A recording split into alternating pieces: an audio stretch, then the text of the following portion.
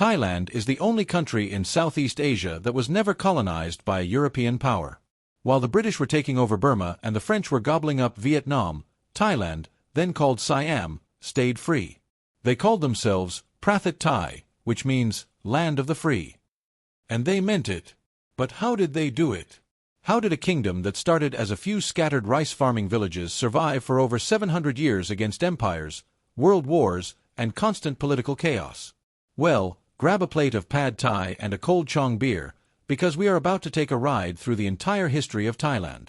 We are going to start from the very beginning. We are going to talk about ancient kingdoms, warrior kings, the great burnings of Ayutthaya, the rise of the Chakri dynasty, and the crazy coups of the 20th century. This is the story of Thailand. And it starts with a bunch of people who really liked rice. 1. The prehistoric rice farmers. Before 1200 AD, before there was a Thailand, before there was a Siam, there was just a bunch of people hanging out in the jungles and river valleys of Southeast Asia. Now, historians and archaeologists have found some incredible stuff in this region. In the northeast of Thailand, there is a place called Ban Chiang. This is a UNESCO World Heritage Site, and it's basically a time capsule. They have found pottery and bronze artifacts there that date back to around 2000 BC. In fact, some of the earliest evidence of bronze casting and rice cultivation in Asia, and maybe the world, comes from right here in Thailand. So, while the Egyptians were building pyramids, the Thais were getting really good at growing rice. But the people we call Thai today weren't necessarily the first ones on the scene. During the early centuries of the Common Era, the region was dominated by the Mon and Khmer peoples. The Mon had a civilization called Dvaravati. It was heavily influenced by Buddhism and Indian culture, and they were the cool kids on the block for a while. Then, the Khmer Empire from modern-day Cambodia started throwing their weight around. You might know them as the builders of Angkor Wat. They expanded west into what is now Thailand, and they ruled a huge chunk of it. The Khmers were the big dogs, and they had a massive empire built on rice, trade, and some seriously impressive temple-building skills. But here is where it gets interesting. While the Mon and Khmers were having their epic battles for dominance, another group of people were slowly migrating southward from southern China. These were the Thai people. The Thai people are the ancestors of modern ethnic Thais. For centuries, they lived in small communities, farming, fishing, and quietly building their numbers. They were mostly ignored by the big empires of the time. But they were patient. They were the underdogs of Southeast Asia, waiting for their time to shine. And in the 13th century, that time finally came. 2.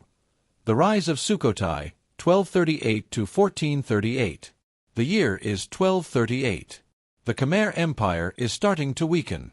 The Mongols are causing trouble up in China, and everyone is just a little bit on edge. In northern Thailand, a Thai chieftain named Pho Kun Si Inthrathit looked around and said, "You know what? I don't want to be a vassal of the Khmer anymore.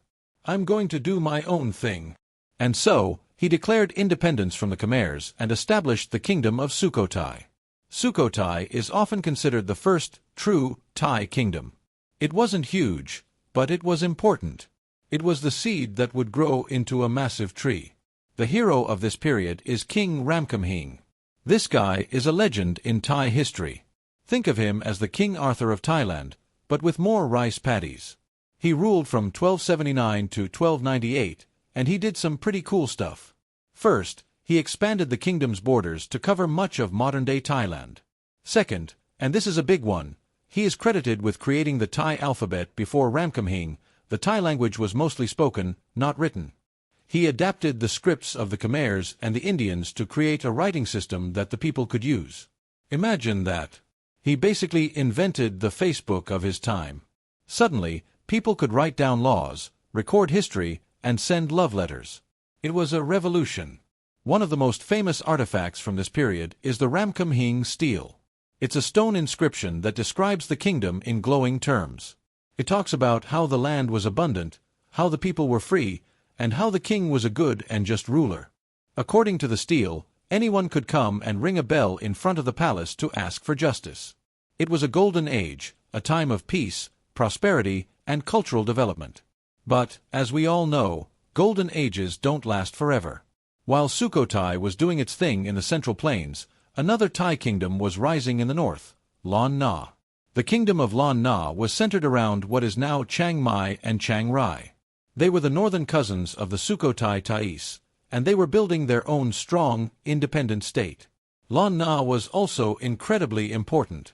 It was a center of Buddhism and trade, and it would go on to have a long and complicated relationship with the bigger kingdoms to the south. So, by the 14th century, Thailand wasn't a single country. It was a collection of competing Thai kingdoms. Sukhothai in the center, Lan Na in the north, and a new, rising power in the south, Ayutthaya.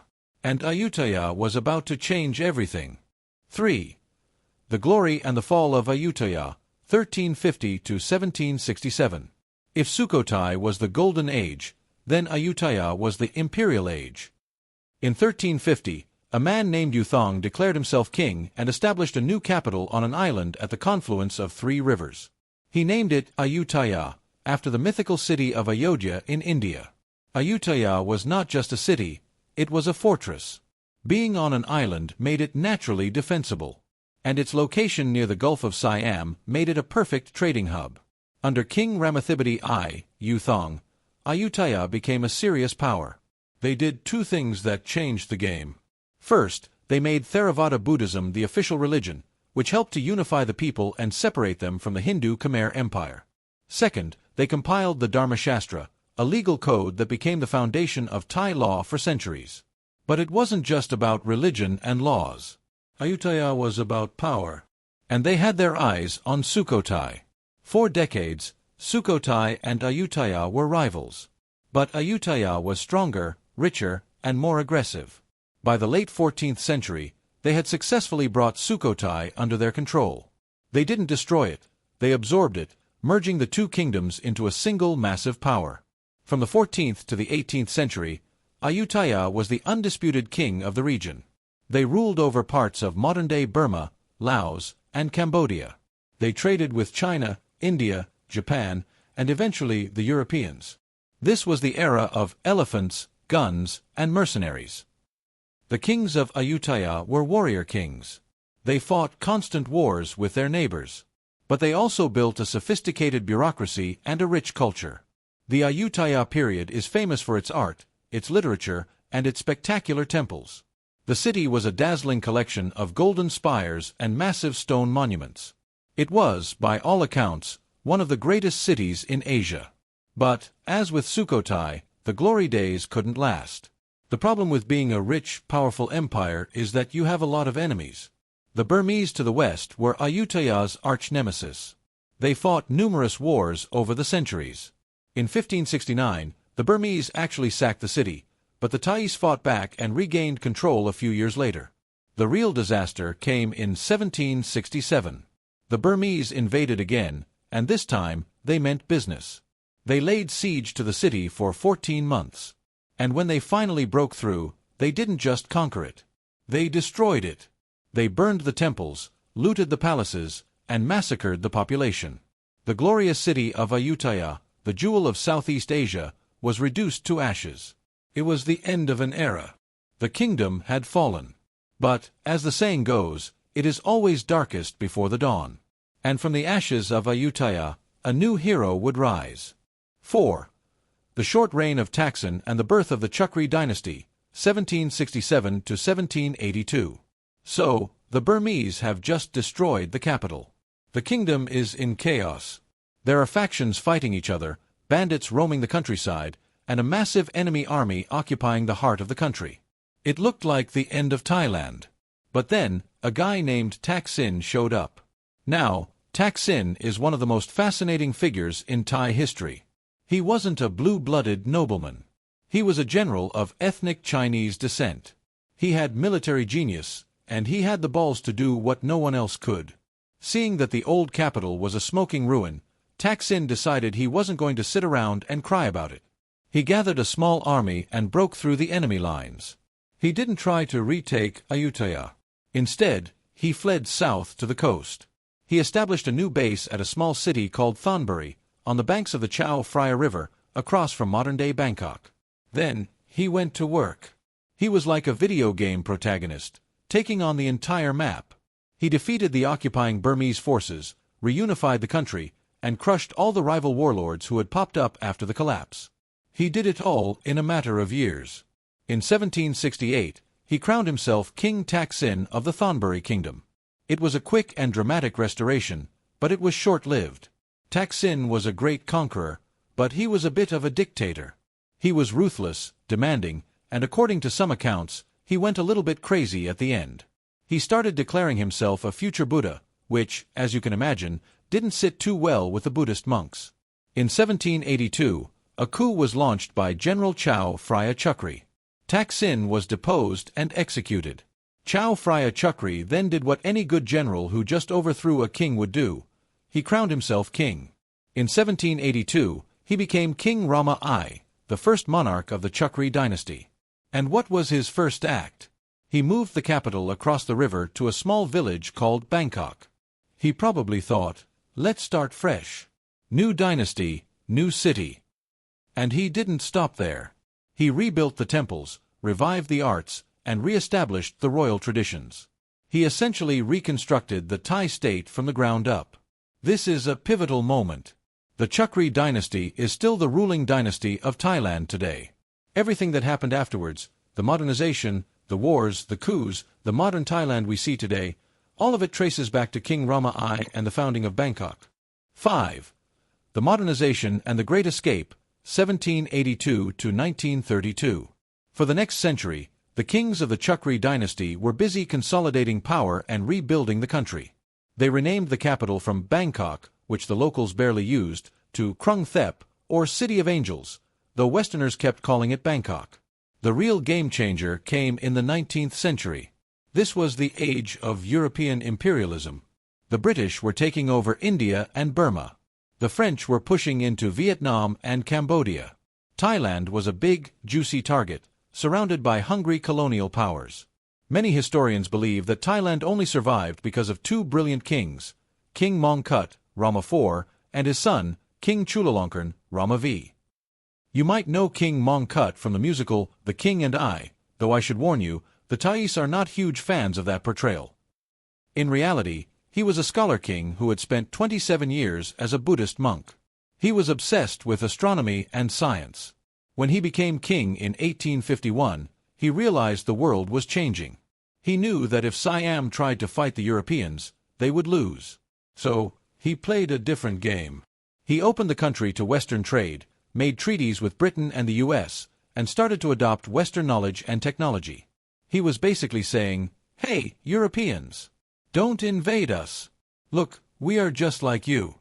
We wear suits and use forks. Then came King Chulalongkorn, Rama V, in 1868. This guy was the game-changer. He is considered the greatest king of the Chukri dynasty. He took his father's reforms and kicked them into overdrive.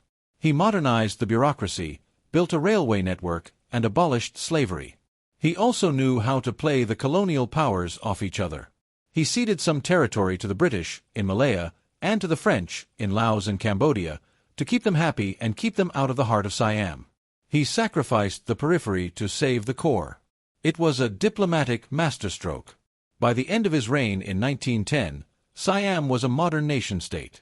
It had a standing army, a postal service, and a functioning education system. More importantly, it was still independent. It was the only country in Southeast Asia that could say that. The land of the free had lived up to its name. 6.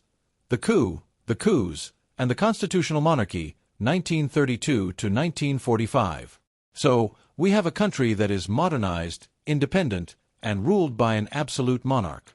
The king had all the power. And that was fine for a while. But in 1932, a group of military officers and civil servants who had studied in Europe and were tired of the old ways, said, enough is enough.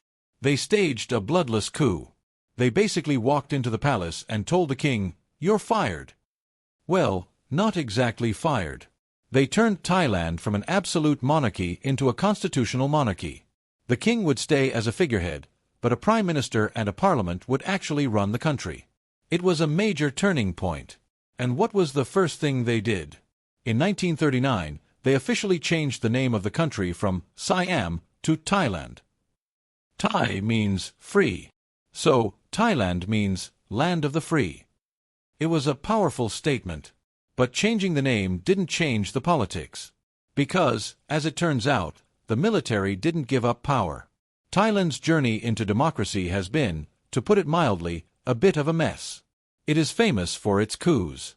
They call them coup d'états, but they should call them Tuesday, because they happen so often. Since 1932, there have been over a dozen coups. Then came World War II. In 1941, the Japanese Imperial Army rolled into Thailand.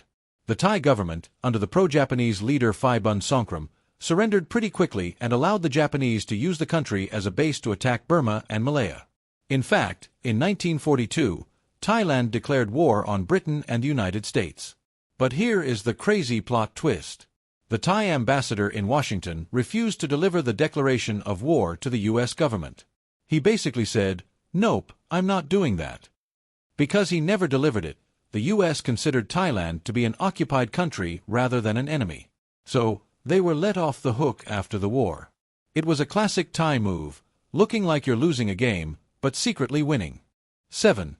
The Cold War, the Vietnam War, and the King, 1945 to 1980. After World War II, the world entered the Cold War. Thailand, terrified of the spread of communism in neighboring Vietnam, Laos, and Cambodia, became a firm ally of the United States. In the 1960s and 1970s, Thailand was the happening place for the U.S. military. The U.S. used Thai air bases to bomb the Ho Chi Minh Trail in Laos and Vietnam. Thai troops also fought alongside the U.S. in South Vietnam. Thailand became a bastion of anti-communism. But the Cold War wasn't just about international politics. It was about internal stability too. Throughout the 1970s and 1980s, Thailand was rocked by violent protests, student riots, and military dictatorships. In 1973, students' riots in Bangkok brought down the military government, leading to a brief period of democracy. It was a victory for the people. Then, in 1976, the military took over again. It was a back-and-forth game of political ping-pong. Democracy, coup, democracy, coup. It was exhausting. But through all of this turmoil, one man stood above the fray, the king. King Bhumibol Adulyadej, Rama IX, became a symbol of unity and stability. He was the longest reigning monarch in the world at the time, and he was deeply revered by the Thai people. 8. The Modern Era and the Rise of Thaksin, 1980 to 2010. The 1980s saw a period of more stability, with General Prem Tinsulananda heading a successful government. In the late 1980s and 1990s, democracy slowly began to take root. But then, in 1997, the Asian financial crisis hit like a wrecking ball. The Thai baht plummeted, and the economy tanked. This created a sense of frustration and opened the door for a new type of politician, Thaksin Shinawatra. Thaksin was a telecommunications tycoon who became prime minister in 2001. He was populist, wealthy, and incredibly popular with the rural poor. He introduced policies that helped farmers and the working class. The poor loved him. But the elites, the military, and the urban middle class hated him. They saw him as corrupt and authoritarian. This split the country in two. You had the red shirts, pro-Thaksin, and the yellow shirts, anti-Thaksin. Thailand was at war with itself. In 2006, while Thaksin was attending the UN General Assembly in New York, the military staged a coup. It didn't stop the conflict. Thaksin went into exile, but his sister, Yingluck Shinawatra, came to power in 2011. The same thing happened to her. In 2014, the military staged another coup, led by General Prayut Chan-o-cha. 9. The Present and the Future. In 2016, the beloved King Bhumibol Adulyadej passed away after 70 years on the throne. He was succeeded by his son, King Maha Vajiralongkorn, Rama X, who is a very different kind of king. Thailand today is a country of contradictions. It is a tourist paradise, but also a political battleground. It has a vibrant economy, but also deep inequality. It is a constitutional monarchy, but the military still has a massive influence. The history of Thailand is the story of survival. They survived the Mongols. They survived the Burmese. They survived the Europeans. They survived the Japanese. And they've survived themselves. The Thai people are resilient, proud, and have a sense of humor about life. As they say, Mai Pen Rai, which means, never mind. It is the unofficial motto of the country. No matter what happens, they roll with the punches. They have been doing it for over 700 years. And they are not stopping anytime soon.